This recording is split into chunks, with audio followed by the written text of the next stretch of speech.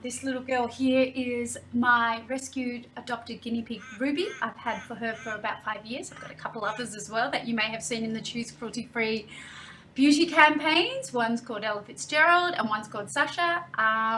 They're beautiful little trusting animals, and these are the sort of animals, along with rats, mice, rabbits, dogs and cats and hamsters in other countries. We don't have them in Australia, but that are tested on for cosmetic testing and medical testing. Now, the way they test animals, and I'm just going to give her a little treat because she's been such a good girl, good girl, Ruby.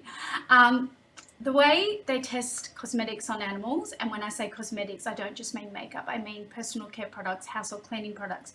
The way they test cosmetics on animals is graphic, and I'm sorry I have to go into this, and I'm going to be brief because I don't want to upset you all, but you really do need to understand that this does go on. So there's 3 main tests used. One is to do with internal dosing, one is to do with the eyes, and one is to do with the skin. So we'll start with the eyes. So what they do with the eyes is they usually use rabbits, because rabbits' eyes are similar but not the same as human eyes.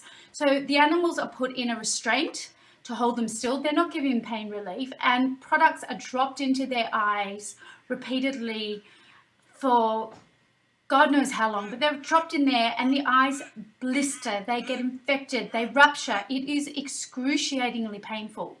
They're testing to see the irritancy of a product. Now, at the end of all these tests, the animals are killed. The next test is they shave the skin of an animal, and they shave it right, like the fur right off, and they shave the top layer of skin, so the skin is very sensitive, and they continually rub products into it to test whether the products are going to burn and blister and cause, again, serious skin reactions. This, again, is done without pain relief. It is excruciating. You imagine what it's like to get a small burn when you're cooking. Can you imagine what it's like to have caustic burns all over your body? Again, the animal's killed, no pain relief. Then you can hear the third test. Sorry, we've got some ravens out there having also probably saying how horrific it is.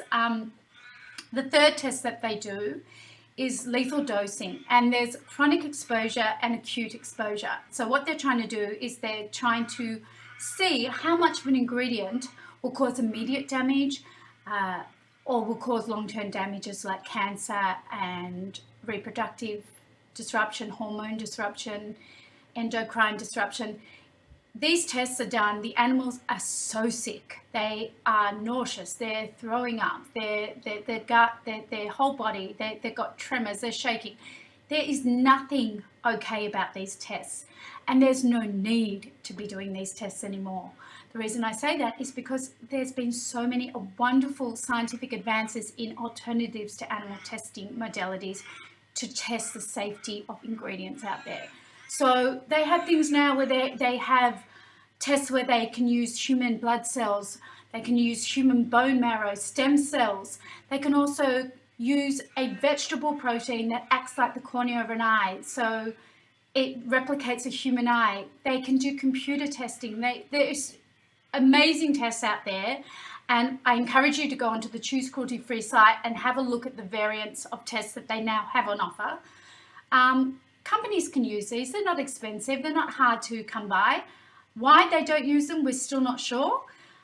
The other thing that companies can do is use ingredients that have been around for so long. They've been tested. Yes, they were tested a long time ago on animals, but they're not tested now, and they won't be tested again. So these companies can use these ingredients. They can repurpose and reformulate these ingredients.